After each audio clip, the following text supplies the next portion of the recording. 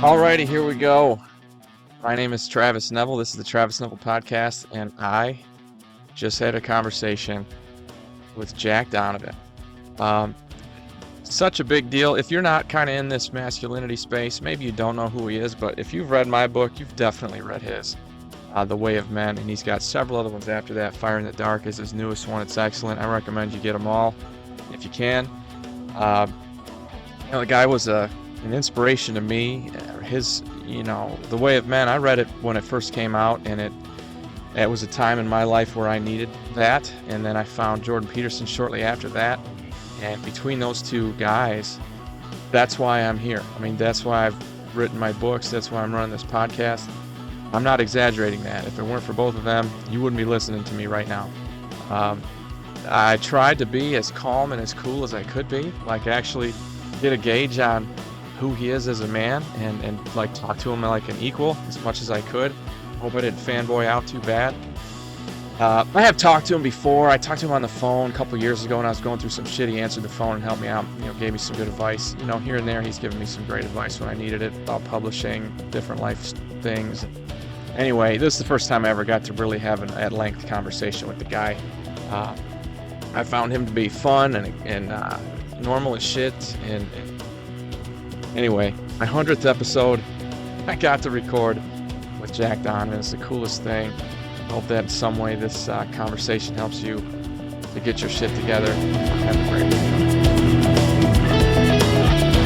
There he is. Can you hear me?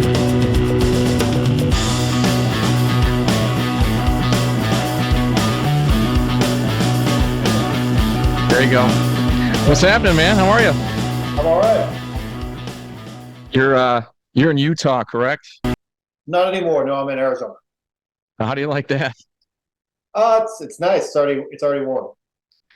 Yeah, it's not here, man. I'm in northern Michigan, and warm is not something you describe where we are. Yeah, it's already walking the dog shirtless kind of weather out here. No shit. No shit. Good for you. Good for you. I've been in Arizona. I really, I went to see Sedona, Flagstaff, all the usual sites. And the place I found that I liked the most was called Jerome. It's up on the side of a mountain north of Phoenix, but south of Sedona. It's beautiful, man. It's the coolest place I saw there. You don't look like you've heard of it yet. I've heard of it. I haven't been there yet. Yeah, it's kind of a hippie commune, stuff like that. A lot of woo-woo. You're into that kind of thing, right? That's the kind I of mean, deal. kind of, not really, Yeah. but Yeah. I've been up to Sedona. That's as far in that direction. I've gone up there, but I haven't taken another trip in that direction yet since I've been here. Yeah, I recommend it, man. There's, Route 66 and all kinds of cool stuff. In the Grand Canyon, you go far enough north. All that stuff. Usual thing. But so tell me about the quest, man. How's things going? I caught some clips of one of your groups. You were building a fire and doing some cool stuff. How was all of that going? Oh, it's going great. That was our first kind of event. We wanted to reenact the myth of the first men from the from Fire and Dark. And so the whole idea was to go out there and actually go into the wilderness and backpack out there and set up camp and actually build a fire and do a ritual, make the fire sacred, and camp there overnight and hang out. And then we came back the next day. So it was important to do it that way. And it was great because it's the weather was already nice out here, but not too hot yet. And so it was a lot of those guys probably hadn't been out to the desert like that before. So it was really nice. It's cool. I'm glad to hear it. I had a conversation with a guy that I know, and that's Philip Folsom. We were talking about how important it is to have those kind of initiation rituals, especially for younger men. I don't know what your group is made up of. Is it older guys like us? Is it young guys? I mean, how are you kind of working that? Is that something you're conscious of, sort of the initiation thing? Initiation is a different thing, and I always like to. That's a very specific thing because I agree. with initiation, though, is always the next step is, well, what are you being initiated into? And because it describes a process of transformation. So you're going from A to B, and so what's Right. B? And so a lot Sure. of groups they do these kind of initiations, and I'm like, well, what are you really initiating? Yeah. And because in a tribal society, you would have had a situation where you'd have they're being initiated to the next level of that society, and then their Hmm. expectations of everybody are the same about what that means. Whereas, like, you go through a weekend and then you come out on the other side and you end up like, well, you're still going into confused American clown world. And Yeah. so, like, there are no shared expectations. But, obviously in a group, then you're, being initiating the expectations of that group. I don't really call our stuff initiations, but as far as we have a good break. I mean, we had uh, out there, I would say the youngest guy actually missed his flight, but mostly like late 20s, early 30s. And then we had a guy who's kind of an international man of mystery. He's pretty awesome. He's has a million skill sets. I think he was in the French Navy and all kinds of stuff. He's very cool. His name's Vic Verdier. And That's he cool. does kettlebell instruction and MoveNet and all kinds of things, and flies around the world everywhere. And he's almost 60. So Oh, we that's had that great. a nice little spread of that there, and a lot of really interesting guys. Yeah, it sounds like it. You got that big age range there. I wonder, other than you and your work, what's the commonality? What is it that these guys are seeking? I mean, when you get together with other men like that, there's a hole that you're filling. There's a thing that you're trying to get done. I wonder if you can boil that down and tell me what it is when you look at the guys who want to work with you. Well, you're still, it's still figuring that out. Obviously, it's a new group. I mean, I've only had it for like maybe 6, 8 months. Hmm. But so you're always trying to figure out, well, what are they getting out of it? What am I, how can I make them get more out of it? Sure. Where are we going? But for this group, I mean, really, they're looking for, some kind of meaning and identity. I So think common. meaning and identity and uh, a sense of purpose and things like that. All these things that people look like when they look to some kind of spiritual group, right? They're looking Hmm. for. I've interviewed guys about that just to see like what do you mean by that? Like what when you say spiritual, because people will say like I want to get more spiritual. I'm like, what do you mean by that? That's just a broad topic. I Like, agree. and Yeah. normally it just means that they want to have a connection to something bigger Mm. themselves. I mean, obviously, if they're Christians, then they go to that route. Yep. There's all that kind of Yep. stuff. My guys, I mean, they're looking for something else, but like that's not the route for them. So they're trying to find something that makes sense to them, where they don't feel like they have to bullshit themselves. Like Right. so, like they're Yeah. trying to find something they really connect to, and they like obviously the ideas that I put out there are the common denominator in that sense. Yeah, for sure. I'm a fanboy out here for a minute. I mean, your work and Jordan Peterson's are what got me going, and I'm books deep and 100 podcast episodes in. So thanks for that inspiration. I'm sure you get that all the time. I wonder, man, if at the beginning, were you conscious of that? And I read an article where you talked about how you had skipped over some things that you read as a young man, and then when you got into your 30s, you're like, I need to read that shit again because there's some things that are common with masculinity across the world. Now, I'm putting words in your mouth, but so you had a big idea. I wonder if you knew it was going to do what it did. Oh no, not at all. I mean, I was just yeah, I mean, I was driving a delivery truck when I wrote the Way Man. Yeah. Oh shit. So I just saw a question I wanted to answer, and did a lot of really hard work on it. Wanted to do a good job. Mhm. It amazes me now because I don't feel like I get anything done. And I'm like, how did I work a 40-hour a week delivery job and write that book, which was good. It has a lot of citations. I did a lot of hard work. Yeah, the research You know, takes a long fucking time, that's for sure. yeah. So it took me. I mean, books generally take me 2 years, but then I was working. Now it would still take me 2 years. But Hmm. it's like Fire in the Dark took me about 2 years. But yeah, no, I had no idea that it would do as well as it did. And Hmm. become basically the kind of key point of my life, really. Sure. Uh, or influence Defining that, one. or that it would be translated into French and German Yeah, and it's pretty cool. Italian and Polish. Uh, and so yeah, I didn't obviously have any sense of that, but I was serious about what I was writing and making sure that I was being accurate, Hmm. and so that was, I was serious about that. So I guess that, and I was, at the right place at the right time. Now we have a million guys writing about masculinity, and we have the Jockos and the Yeah. whatever. I mean, even Jordan Peterson really wasn't a big deal. I mean, obviously, because he was a big deal in the world in the sense that Hmm. he was a teacher and whatever, Hmm. but he wasn't really.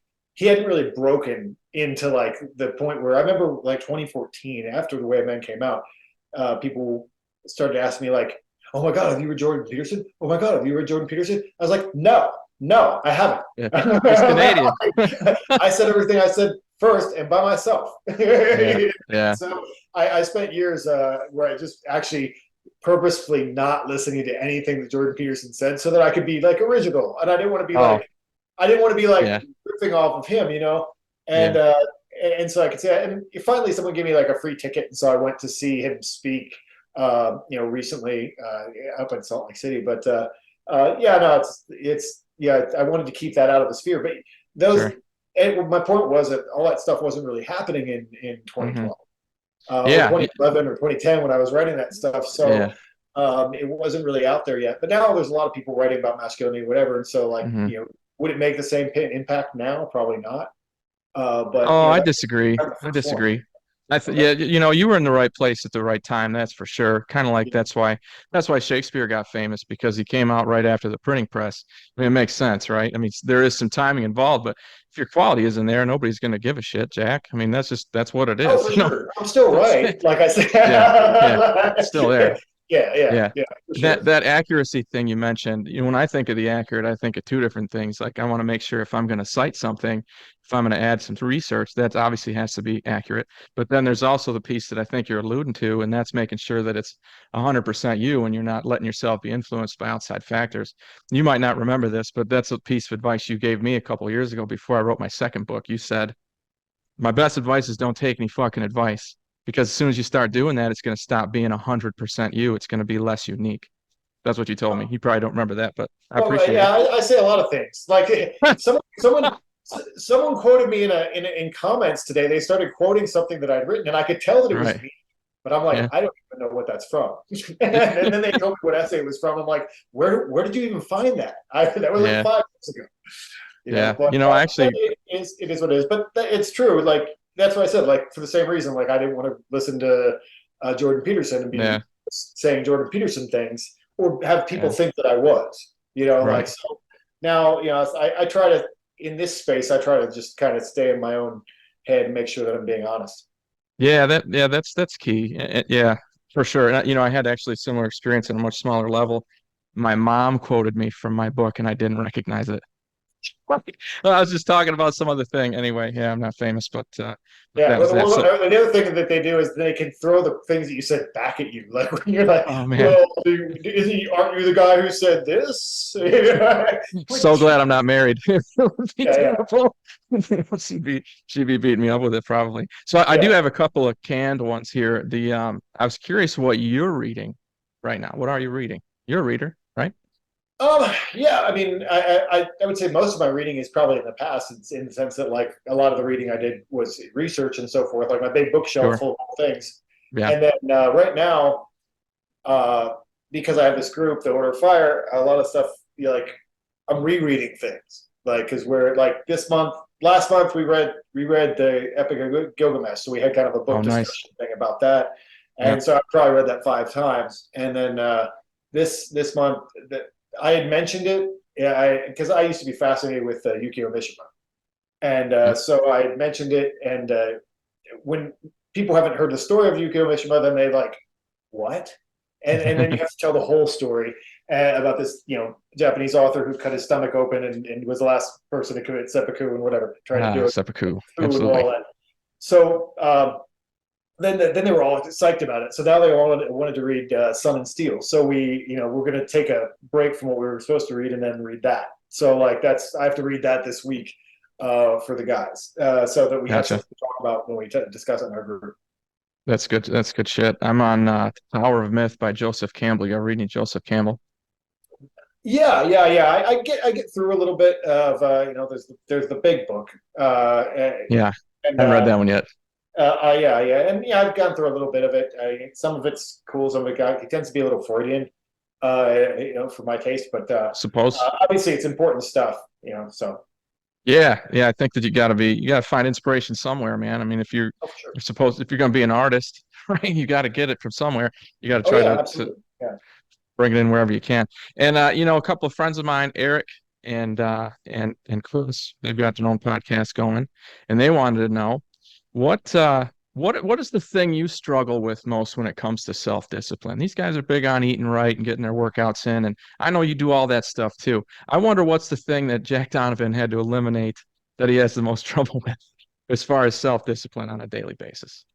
Oh, a lot of stuff. I feel like, like I think that I don't have any self-discipline at all. And then I realize that I know exactly how many calories of the meal I just ate for. And I was because gonna say it's that. all programmed out and whatever, I'm like, oh, I guess compared to other people, I guess Yeah, that's one thing yeah, I dude, have dialed in. I right don't know. there. I think when you're, especially as, like a single guy and but I live with a guy and have for a really long time who's Hmm.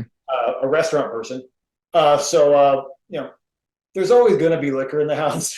So it's like that's a thing, like, and I don't have kids, I don't have any reason to Yeah, not. me neither. And so, Hmm. like, it's something I always have to keep an eye on because I like to drink.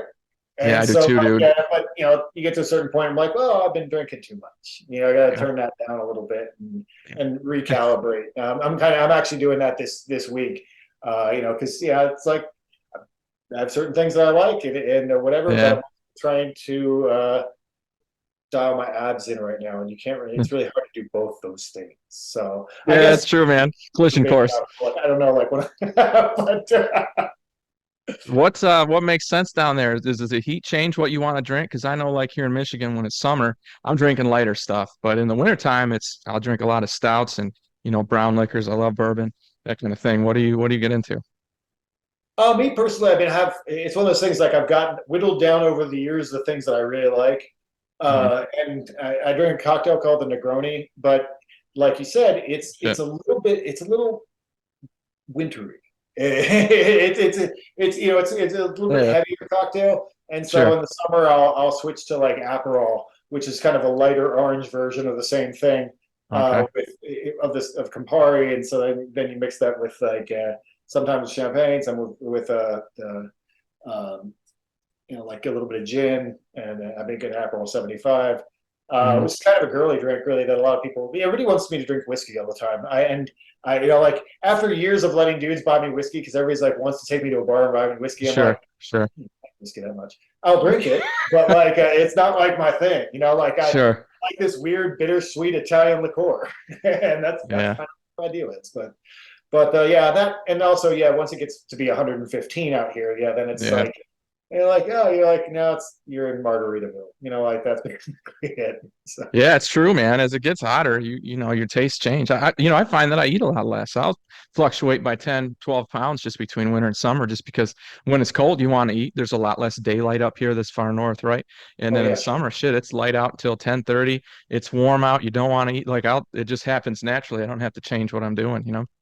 yeah, and you're doing more things and moving around Yeah. more probably. Yeah. I mean, here it really only ever gets to. I mean, but this is my first year here, so I'm not really adapted to the pattern yet. So it's like when does spring? I didn't really know when spring would even start, but it's here. Like the trees are all Yeah. blooming, everything's already happening now. So, but it's like it never gets really below freezing. So, You've been all over, man. You grew up in Pennsylvania, right? yep. And you just moving because you want to try to do different places? I mean, obviously your job's been secure this whole time. What makes you want to jump around? Well, for a while it's been secure. I mean, not the whole time, but I mean, I did the kid thing, like the '80s kid thing, where I wanted, I grew up near a cornfield in Pennsylvania and wanted to go to the big city, New York City, so I Yeah, went to sure. school there, and then I came back, and then I couldn't really afford to live in New York City, or I probably would have at that point. Hmm. Uh, but then, so I moved to San Francisco, which at that time you could afford to live in San Francisco, but Okay. now they're like the same. But Okay. so I lived in San Francisco for a few years, and then moved to LA, and then lived in Portland for like 15 years or so, and the Portland or Oregon, and moved out in the country in Oregon. Like the last 3 years I was there, and then that was actually a 2020 thing where I was probably, I owned a house and land and stuff. And Oregon was such a terrible place to be during all that mess Yeah, I that bet. I was like, I'm not going to live through this. So I just left and went, I sold my house and moved to Utah. And, That's when you went there. Okay. Utah was all right. And I have a really good friend I made there, my buddy Clint. And then I'd like the gym I was going to, a couple of the gyms I was going to, and had a lot of associates there. But Hmm. my shop got robbed. No It shit. was yeah, I had a well because I rented a really small house, and then I realized I was writing a book, and I could hear everything that was going on in the house and the dogs and everything. I'm like, It's I need not to. good. So I rented Hmm. an office, and they stole like $15,000 of camera equipment, Wow. and so that was a big mess that I had to pay for, and then I was the neighborhood I was living was kind of sketchy, and I've always kind of lived in sketchy neighborhoods. I mean, Me too. It's cheaper, man. I I lived kind of in like the that. Tenderloin in San Francisco. I'm Sure. not that worried about that stuff normally, but I'm like, well, I have some expensive stuff now, and that just costs a lot of money. So maybe this first floor house that I'm living in that's open to the street, maybe it's not with the insulin needles down the road, probably isn't where I need to be. Yeah. And so I looked into upgrading, and unfortunately, the real estate market at that point was so crushed that like I couldn't rent a house with a yard for under 3 grand a month. Oh my God, dude. Yeah, no And way. so I was like, oh well, I'm not going to pay 3 grand to move to somewhere else in the ghetto because that's what it Hmm. was. And Yeah. so I was like, and I'm not going to buy a house because they're all like through the roof right now. So I moved here, and I live now in a it's still the most expensive place I ever lived, but it's like the neighborhood is like a golf course. It's like Good for you.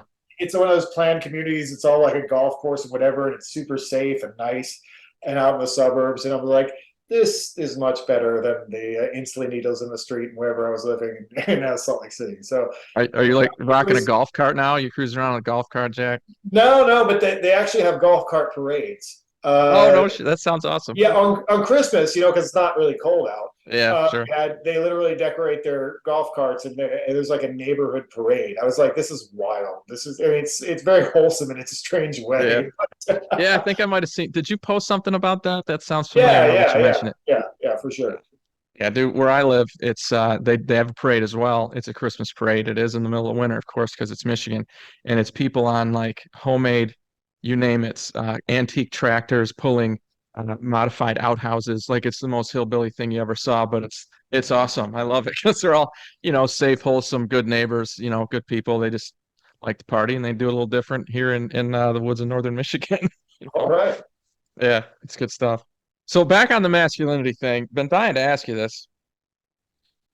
Who stands to gain from taking masculinity away from, let's just say, American men? Do you think it's a bunch of aspects to it, man? Do you think there's a grand scheme? I tend not to. Who gains from that? I asked another guy, Johnny L. Sasser. I don't know if you've heard of him, but he had a he's a military guy. He started talking North Korea and China and all this stuff, and of course they would have to gain, but who stands to gain? I mean, we can agree that it's gone downhill, correct?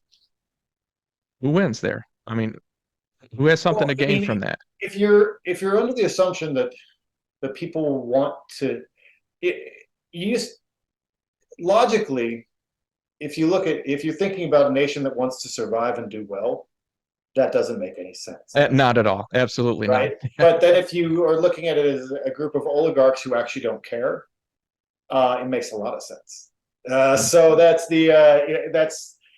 if you're still looking about like, well, they're just being mistaken. They can't like, why are they mistaken? They're doing such silly things, and then realizing that they don't care and they're all being Yeah, paid on the back end, and they yeah, don't care if they have a golden parachute on the way hmm, out, and they're yep, all buying beachfront houses while they spend our money and make everybody trans and whatever. Like yeah, it's yeah. that's what's going on. And and I wish it wasn't, but that is the case. And there's a guy named James Lindsay who does a really good job, and I kind of mention him all the time now. A couple of my friends turned me on to him. I write about things James like Lindsay. the Empire of Nothing and so forth in I was the going to mention that when you started talking. I was going to say Empire, nothing. Keep going. yeah. I mean, I mentioned that, in, obviously to become a barbarian, but Mhm. he really does a really good job of all the things I talked about. He talks about the same things, but then really drills down on how Marxism caused them and what the actual religion of Marxism is and what Okay. they're trying to do and how it's like this weird Gnostic death cult, which they're trying to like, break everything apart, and they don't care if it comes back together. They're just trying to Yeah. break.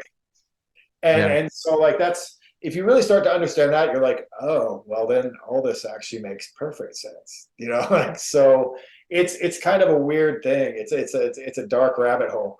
But Yeah. I think that's kind of what's happening right now. And so, hopefully they screw up. Really, that's the idea. That's kind of what we're hoping for, really, is that they don't do it. They aren't as smart as they think they are, and that things right themselves, and like to a certain extent, there's enough public opinion that is like, hey, wait, you're messing with our kids now and stuff like that. Yeah. And that's happening a little bit right now. And I just I hope that they don't have it all figured out. Man, I can't imagine that they do, and I'd like to have a lot more faith in just our American rebellious nature, right? I mean, the people who came here initially, they were trying to get away from some shit, and here we are, we got our own thing going. Americans don't like to be told what to do. Long story short, and we can agree that what used to be kind of a leftist extreme thing has now become very mainstream, and so that's gonna, kind of stimulate that rebellious nature, I think. And we're seeing it more and more, as you said. 10 years ago, you were writing about things that nobody else was writing about yet, and now a lot of people do, which tells me that it's gaining steam. So I'm hoping I can be more positive about it. Folsom said the same thing. He said he's got too much faith in human nature for all of this shit to actually take us down. But I mean, every empire rots from within, right? We know Well, they that's say what happened in 250 Rome. years, we're about a We're so just about there, dude. they last about 250 years, and we're about there. So Yeah, who knows? I would prefer. I'm very American by nature. me I don't too. know that I could really. Uh, I'm probably so American that if I moved somewhere else, it'd be so obvious how American I am. But I would love Yeah.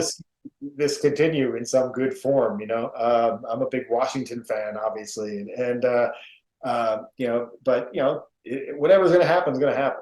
Like and When you say I hate to make predictions at this point because everything is so up in the air. Oh, it is. I agree. When you say you're a Washington fan, you mean Washington, D.C., or you mean the Washington football team? Definitely not the DC, Good. but That's what I thought. as in George. Oh, right. Yeah, yeah. You recommended the Ron Chernow biography. And I mean, it Yeah, took 2 years off my life to read that thing because it's bigger than hell, but it was excellent. And it's so good that I'm actually reading the Grant, not Chernow one now. He's great, man.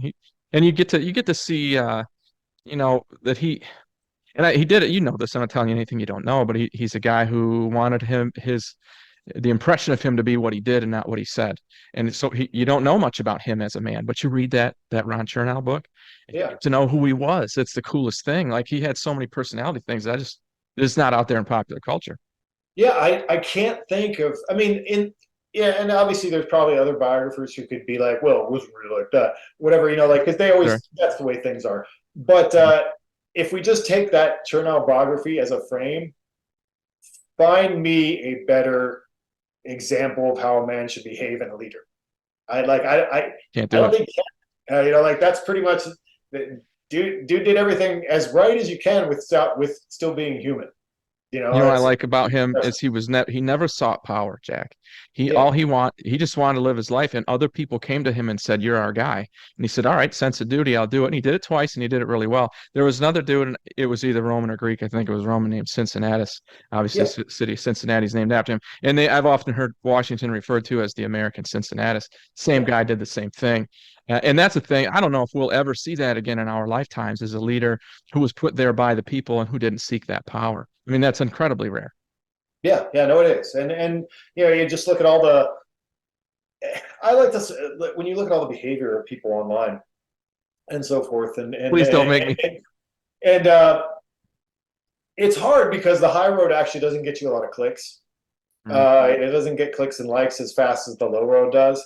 Mm-hmm. But the culture that you see online, you see, especially even like with masculinity guys, you see all this stuff happening. It's like they're all gossipy and they're all like trying to take pot shots at each other to get attention because that's what people like. Because Yeah, especially when you're marketing. on YouTube, you like, I made a video taking down this guy, and then everybody pops popcorn like, oh, and then that's where all the clicks and all the likes come from and whatever. And it's all drama. It's all like girly drama. And it's like I always like to look at that and I'm like, would Washington do that? I don't Nope. think. No, he Like, wouldn't. like that's not really how you want to behave. Yeah, Yeah. yeah, but that's what you see everywhere. It's just Yeah. trash. It's the next item for your website, Jack. Those little bracelets that say WWW do D. What would Washington do? Well, All you right. got one? Yeah. It Yeah, I says already what would sell them. Washington do? I Really? already sell them. Yeah. You're shitting me. You're making that up. Really? No. I probably got 100 in my garage. Oh Yeah, my it God. actually says. I mean, obviously you can't see it because the camera won't focus on it, but Yeah. yeah, it says what would Washington do? Yeah, I already Wow. sell it. Yeah, on my web store you can buy. They're like $1 to $2 or something. I'm gonna have to go get one. I ordered one of your American Barbarian t-shirts that I think it got delivered today. Thank you. Do you have any hand in that, or if you or do you kind of farm that out? I'm curious. I do print on demand with my t-shirts. I used to have them printed and then ship them all myself, but like I've already been a shipping and receiving guy. So like I don't Yeah, really want to do that all the time. I still do when I do signed books. I have to do them here, so I yeah, send I do out signed too. books and little things. And I think Printful is going to charge me more to warehouse stuff, and I'm not going to pay for it. So I think I'll have to bring it back in house, like for like necklaces and patches and stuff. But Yeah. the t-shirts, it's just easier. The quality's not as high in terms of the printing, but like Hmm. the difference of I also have a garage full of smalls and XXXLs from previous runs of T-shirts that I've never get rid of. We actually Yeah. use them, and I've been doing this for years. Like the torches that we used in the video, like for the Hmm. thing. I You have wrap again, wrap a so I have t-shirt. old inventory. Yeah, that's what I've been doing for years. Like old T-shirt inventory make perfect torches. That's I figured that out over the years. What did you say was the name of the company that you used, man? Because I'm not there yet, but I do. I'm at the post office 3, 4 times a week, and I wouldn't mind not running that errand. So if I had a company that would do it for me, who did you say you use? It's called Printful, and I just Printful. you can link them up with Shopify, and Okay. it's all kind of automated. The profit isn't there. I mean, the profit isn't there. You're like yeah, the T-shirt might be like $30, but I'm probably only getting like four instead of 10 or 15. Yeah. But Yeah. Yeah. still, but also I don't have to go to the post office and do all Yeah. that stuff, and I can be doing other stuff during the day rather than sitting and shipping packages, which is kind of fun. It's relaxing to sit and ship T-shirts all day, but that's probably not the best use of my time. Yeah, So you're an artist. You should be creating. Yeah, I yeah, shipped to a guy in Australia the other day. It was $37. I've got to figure out a way to mitigate that shit too. You know what I mean? Like some of that stuff, just for a book and a t-shirt, it was that much. I'm like, man, I didn't make any money on that one. You yeah. know? Well, I mean, that's what with those companies. I mean, this is a little business stuff, but it's like those companies like Shopify. If you set it up a certain way, they'll calculate all that, and then Hmm. so they pay whatever they pay, and they can make that decision or not. Because I Hmm. mean, overseas shipping, I lose my ass on just because a lot of times, especially God love them, the APO addresses, the foreign ones. Yeah, the Like military stuff, it's man. 50-50 whether that's going to get there or not half the time. Really. Like if you ship something and then it doesn't get there, you're out that shipping money and you refund them anyway. So Hmm. is what it is. So what do you want to do next, man? You're running your group. Is there a grand scheme here? The Jack Donovan Empire? Are you gonna be you're gonna run for office? You're gonna start your own church? I mean, what's the big plan here, man? What are you gonna do? I think I had a conversation with Ryan Mickler one time because I was saying he should run for office, and I think you should. I was like, well, they blackmailed me on the first day, but like that, so that would work out. But as far as grand scheme, I mean, obviously, what I'm doing with Fire in the Dark, that's the ideas I came out with and put out in there. I thought it's a really good idea, and it really is Yeah, something I it's want good, to do. man. It's laser sharp. I read it twice. Yeah, I mean, just it's like if people are inclined that way or not, but like for the people who are inclined that way, there's a lot there. There's a Hmm. lot to do, and so I created this group, and it's starting to come to fruition. It's kind of exciting. It's like we had a guy in Sweden and a guy in Ireland collaborated and put out a really fucking cool song the other day That's cool. that I liked. I was playing it 300 times before anybody else got to hear it because I got it first. Cool. And that's pretty cool. And, because sometimes your friends make music or they do a project, and you're like, yeah, that was a good Yeah. job, buddy. Good job, And man. Yeah. but it's not like your thing, But Yeah. like this Sure. is like literally, I was like, I love this thing, and so you know you're seeing stuff like that. I actually have the Swedish guy working on a thing for me, so I'm going to do a something very similar, where I narrate something like in a big way and it's orchestrated, Sure. and so we're working on a project like that. But really, it's an odd group because it's like we're trying to establish what we want to do. It's creating culture. Well, what does that mean? Yeah. Like kind of Yep. things. And so as we put it out there, it'll become more obvious what we're doing and what people can be a part of and whatever. And obviously, yeah, I'd like to see that grow and have it be around in 5 years. And so right now, that's kind of my full-time job. I mean, I was in between. I had a podcast this morning and yours, and then Hmm. in between, I was sitting there, accepting applications and emailing the guys and doing all that stuff. So it's like just getting that rolling and then dealing with all these guys and doing what that is. Hmm. That's kind of a new thing for me. Like Phil Folsom, like I have to look at what he's doing sometimes because I'm like, man, how do I get there? I Yeah. mean, He's we a have pro. a totally Yeah. different style and a totally Uh-huh.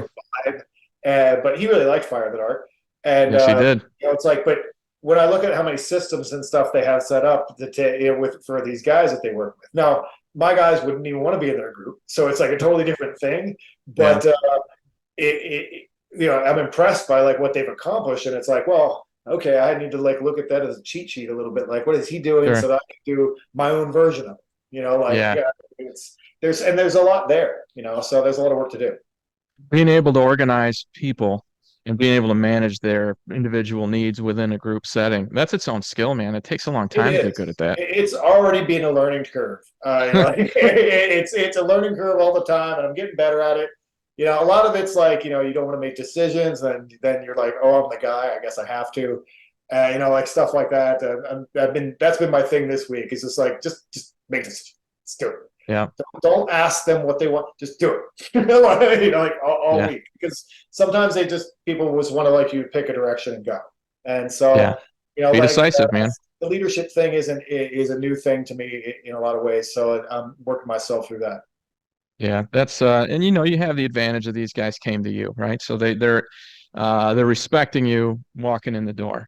So I mean that's going to come with certainly the forgiveness of any kind of mistakes you might make. You can keep that in mind, and even if you do, you say you'd make a decision you don't want to follow through on, you just say to them, "Hey man, I tried this, it didn't work. We're going to go a different direction." You're not going to lose any respect that way. You probably gain some. Oh yeah, and that's kind of what I do. Probably that to a fault. And I'm like, I don't want to do it. No, like I'm just like, hey, what do you think? Oh shit, that didn't work. Like I'm kind of like that. That sometimes I think you probably be a little bit more Washington. I'm like, no, this is what we're doing. Like, Yeah. but I'm figuring it out. So how did you meet so I had Tanner Guzzi on the show a couple years ago. How did you meet him? Are you guys still working on that magazine? Oh no, we're not working on a magazine just because he had too many kids.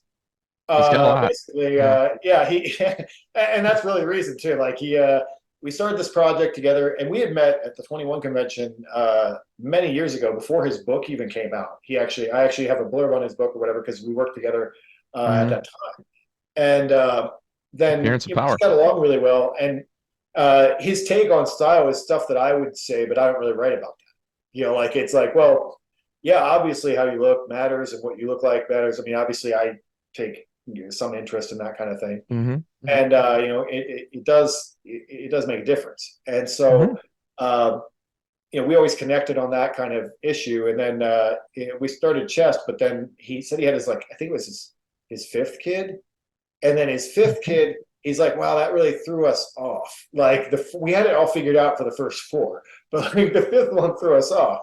And Blows my then mind. all kinds of stuff that went on, and then he had his sixth coming, and then he's just like, I can't do this right now, like so, like he just had bitten off a little more chew, and I didn't want to do it by myself, so we did it for a year, and that was really the year I probably should have been promoting Fire in the Dark more, but we did chess, so now I'm Right. kind of catch up to do really what I wanted to do with Fire in the Dark.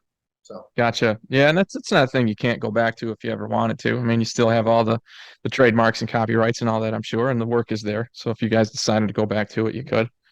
Yeah, it's a cool idea that someone should do, but they should throw $1 million at it first. Like, It's like every for idea. That's yeah, every I idea, know. Jack. Yeah, it's like for two guys doing it. That was it's like kind of thing. If you're going to do it right, you kind of need a staff, Hmm. and also you have to really want that to be your job. And I was like, I mean, yeah, I didn't have Bedros look at it, and he's like, oh, we could do this, and then I could talk to people, whatever. But I'm like, well, then I had to be like, do I want to be a magazine editor for the next 10 years? Because that's what that is, and the answer Yeah, is it's no. pretty time consuming. Copy editing So is no thank yeah, you. Yeah. yeah. What's Bedros like, man? I've only seen clips of him, but I don't know much about him. He's a really cool dude. I mean, he's really impressive in person. I was really impressed with him meeting Seems him. commanding, like he would get your respect right away. Hey, Oh, for sure, for sure. You'd be in a room full of dudes, and if Bedros told everybody to sit he'd be down, the like, guy. yeah, Yeah. like it's like he's an impressive guy and has accomplished a lot. And he's thankfully always been really cool to me, and he really liked the way I've been. So like, really really solid dude. Yeah, I got to reach out to him. I don't think I'm at that level yet, but he'd be a good guy to have in your circle, I would imagine. Yeah, he's a big he's a big dog for him to be. Like, Yeah. it's like, okay. Yeah. Like I hit him up to go on his podcast, and I was like, is he gonna say yes? Is he gonna? But Really? You had that? Really? Because I was every time I reach out to you, I'm like, he's probably gonna say no or he's gonna ignore me. You have that too? Those are the oh guys yeah, like you reach I out to them, mean you feel the everybody same way? does. There's all kinds of different levels. It's not like Joe Rogan's gonna fucking return my call. Mine either. I think there was a time when that was a possibility, but I think that he's actually too big right now that would even be it would be off the table.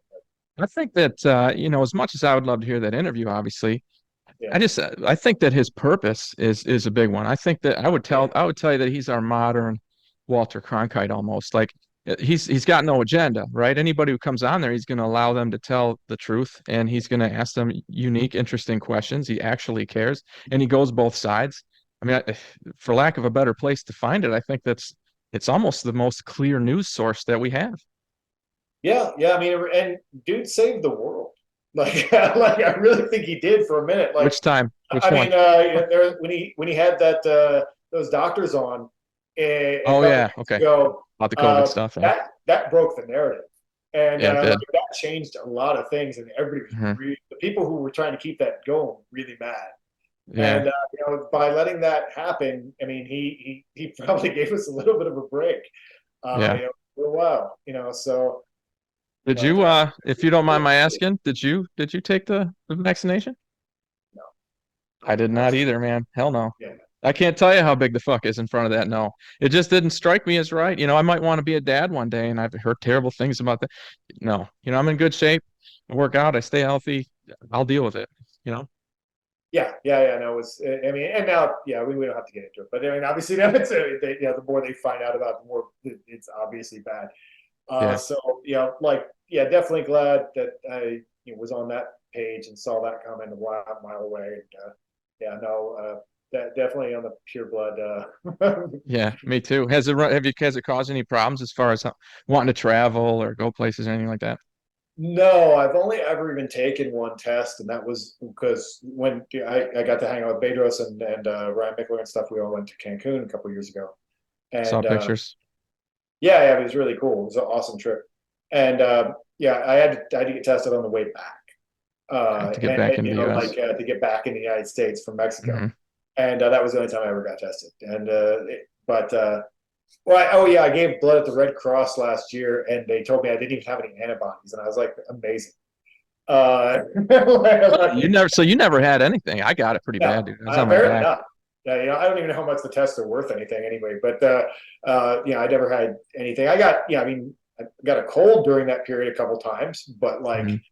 I probably haven't been sick at all. I mean, knock wood for like a year and a half.